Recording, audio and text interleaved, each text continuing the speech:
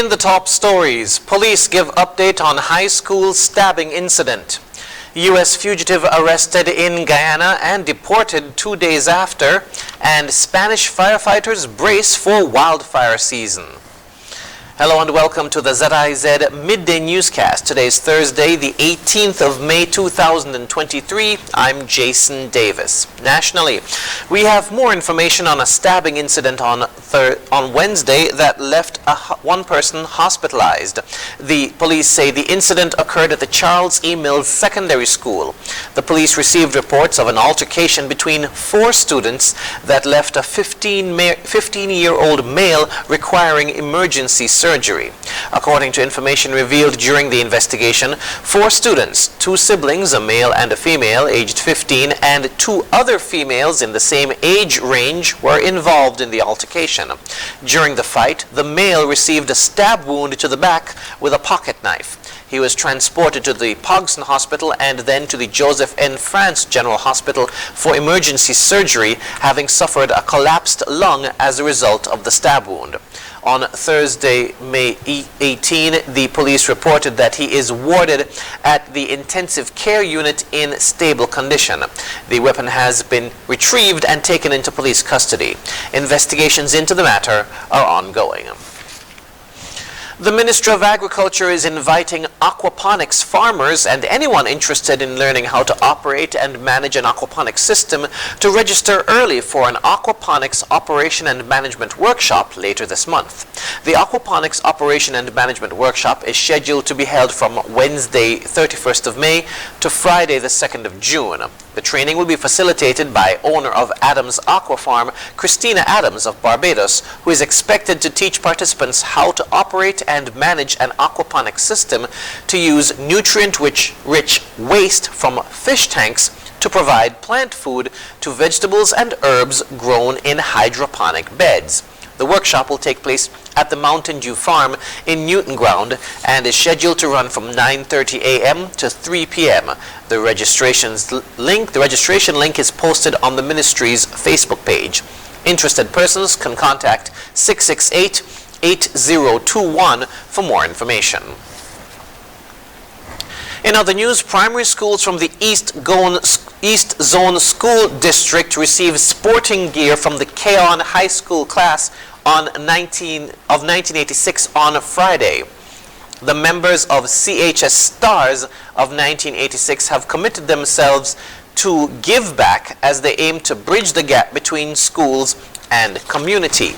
Speaking on behalf of the organization at the brief handing over ceremony at Keon Primary, May Archibald said they are happy to be giving back to the schools. Today, we the Keon graduates of class 1986, Keon High School.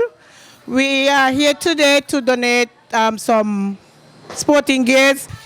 We are very happy to be donating these sporting gears to you, the school, and we trust and hope that they will be of very good use to you, that you will use them so that whenever your sport time comes up, it will be beneficial to you. Principal of Keon Primary, Javon Cannonier, also extended gratitude for the gesture. I want to thank the class of 1986 for this important contribution, yet timely, because we do believe that sports is a vital part or component of any aspect. It complements the academics as well, because we believe that education is not only about learning, but the integration of sporting activities as well to promote or amplify that. So we are grateful on behalf of the Keon Primary School, the staff and students and management, to the class of 1986 of the Keon High School. And during the course of the entire exercise, donations were made to the Sadler's Primary School, Edgar T. Morris Primary, Mansion, Estridge Primary, Molyneux, Joshua Obadiah Williams Primary, Lodge, Violet Petty Primary, and Keon Primary Schools. Moving now to news on the regional scene. Guyana's police are coming in for high praise following the arrest of a fugitive child molester. Travis Chase has this report. Bobby Allen Stark, an American man who is wanted for sexually assaulting a child in the state of Colorado, was nabbed on Friday on the east bank of Demerara and extradited to the United States on Sunday morning. All this happened, and the local police have said absolutely nothing about the arrest of Stark and when the fugitive arrived in Guyana. Nightly News first reported on the arrest of Stark. We were told that Stark arrived in Guyana 2 weeks ago to meet a young lady he had met online. Police acting on intelligence were told that Stark and the young lady were about to meet in the parking lot of an East Bank Demerara location. Police then surrounded the location and arrested him. 2 days after his arrest, Stark, after waiving his rights to extradition, was handed over to the United States federal agents at the Chedijagan International Airport, where his deportation began. On Monday, March 6, 2023, Crime Stoppers in Colorado reported that Stark missed court for a jury trial on October 22. Stark was arrested April 30, 2022, in connection with the charge of sexual assault on a child by one in a position of trust. He posted a US $25,000 bond on May 2 and failed to appear for a scheduled jury trial in El Paso County in October, court records show. KKTV reported that the incidents of alleged sexual assault occurred from January 16, 2019 to February 23, 2022. Stark pleaded not guilty to the charges on June 3, 2022. Travis Chase, HGP Nightly News. Nigerian airline Air Peace is expected to take a 70% stake in LIAT 2020 Limited, with the carrier to be run strictly on a commercial basis. That revelation comes from Antigua and Barbuda's Prime Minister, the Honorable Gaston Brown, who also says efforts are underway to establish the Air Operating Certificate, or AOC, for LIAT 2020. ABS's Garfield Burford reports. The government of Antigua and Barbuda saved the carrier from the brink of liquidation by placing it under administration. Since then, a court-appointed administrator, Cleveland Seaforth, has been piloting the operation. The focus now is on LIAT 2020 and ensuring it can meet the region's transportation needs. That's where a prospective partnership with Nigeria's Air Peace comes in. So what we're moving now is to establish the AOC. Right. The operating certificate for LIAT 2020, and to have this partnership with Air Peace, in which Air Peace will emerge as a 70% shareholder in the new LIAT. The carrier is now operating with 2 aircraft and with a smaller footprint of routes, but that is set to change once the new arrangement is concretized. They will bring some assets, and we will also acquire some assets as well, and hopefully we could have maybe 5-6 aircraft operating within the region under the name LIAT. I think that LIAT is a strong brand. It's a regional brand which we believe should be maintained, and I'm hoping that we can make this a reality so that we can protect the existing jobs and even to create new jobs to those employees who are displaced, especially the pilots. The Prime Minister said the primary intention was to have had a LIAT owned by the regional governments, given how crucial regional transportation is. However, with that not having materialized, the Prime Minister says this is now the best route. I know that many would want to second guess that decision, but again, I don't know there's any other viable option at this point. I mean, I would accept that regional governments would have indicated a willingness to invest in a regional airline, but in terms of having firm commitments, we're not at that stage. And we need to move. I mean, regional travel is a major issue. The head of government explained how LIAT's approach is likely to change under a private majority shareholder. This airline will be run or operated strictly on a commercial basis. So it would not be a regional bus that will be operating on unprofitable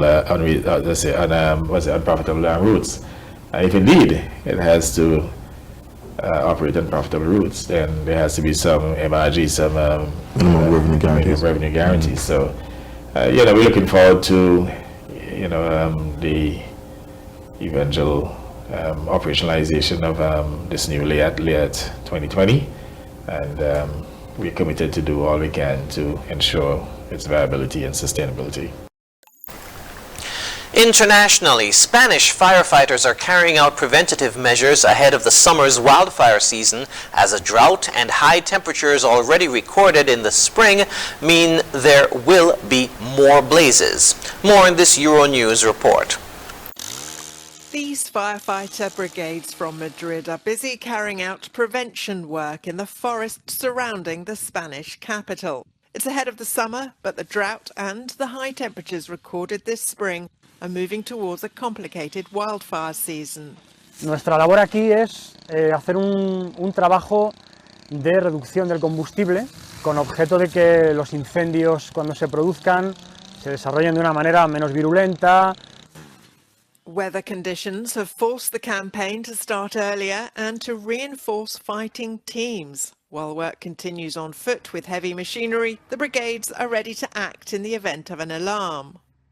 Lo que hemos hecho es un sistema mixto, es decir, los trabajadores siguen haciendo trabajos preventivos y además les hemos puesto ya la bomba forestal pesada, que es la que llevan en extinción de incendios forestales durante todo el verano, en el que están ya en modo extinción. This spring, Spain has already experienced conditions typical to summer, when temperatures are above 30 degrees with humidity below 30% and winds at more than 30 kilometers an hour is called a fire triangle. So far this year, more than 58,000 hectares have already burnt. Ahora mismo ya se están dando incendios que están fuera de la capacidad de extinción. No podemos trabajar contra llamas de 50 metros. Euronews attended one of the training sessions of Madrid's helicopter brigades. After landing, the helicopter took off to support the teams from the air. Brigadas helitransportadas como estas son capaces de desplegarse en cuestión de minutos para empezar a trabajar sobre el terreno a la espera de nuevos medios terrestres. Una acción rápida y temprana es fundamental para evitar que el fuego se salga de control. Global warming, along with the El Niño phase, is forecasting record temperatures over the next 5 years, according to experts. Fighting fires also implies a change of behaviour in our mentality. Nadie es consciente de que con nuestro propio comportamiento nos estamos arriesgando. Nos tenemos que adaptar todos a lo que la naturaleza nos está presentando delante. At the airbase, the siren sounds, but this time the alert is not an exercise. A long fire season awaits these firefighters, as well as residents this year.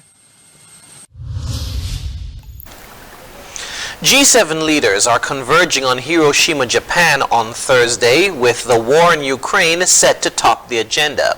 They're also expected to discuss economic protections against China and the nuclear threat in the wake of the Ukraine war. Al Jazeera's diplomatic editor James Bays reports. Japan is preparing to host its Western allies. The country, the only Asian member of the G7, will preside over a summit meeting which once again is likely to be dominated by the war in Ukraine. 15 months on after the Russian invasion, the G7 will decide how to further support the Ukrainian government militarily and financially. Ukraine's made some recent gains around the town of Bakhmut, and there's much speculation about a possible counter-offensive using new weapons supplied by NATO allies.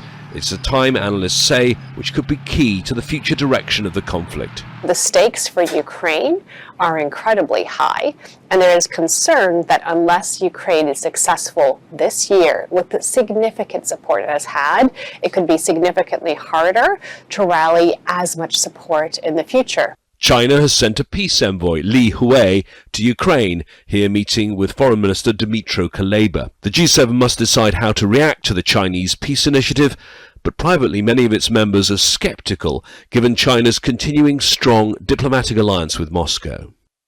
President Biden, boarding Air Force One, has said he's still hoping to meet with China's President Xi, adding the words, whether it's soon or not. For the next few days, the US leader will be concentrating on the G7, while his advisors keep him in touch with ongoing political discussions with Republicans at home to stop the US defaulting on its debt.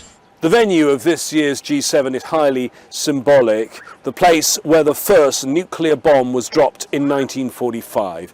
Anti-nuclear campaigners are hoping it will concentrate the minds of 7 of the most important people on Earth. James Bays, Al Jazeera, Hiroshima. And now for the weather. Present weather is partly cloudy skies. The temperature for today is 27 degrees Celsius or 81 degrees Fahrenheit. Winds are a gentle breeze of 10 miles per hour from an easterly direction. Seas are 1 to 1.5 or moderate with waves of 3 to 5 feet. The weather forecast in St. Kitts and Nevis today will be partly sunny in general with a 20% or slight chance of a brief passing shower. Tonight will be fair to partly cloudy with a 40% or moderate chance of brief passing overnight showers. Sunset today will be at 6:38 p.m., sunrise tomorrow at 5:37 a.m. And that brings us to the end of the ZIZ Midday Newscast. Join us this evening for these stories and more in detail. Thank you for tuning in. I'm Jason Davis.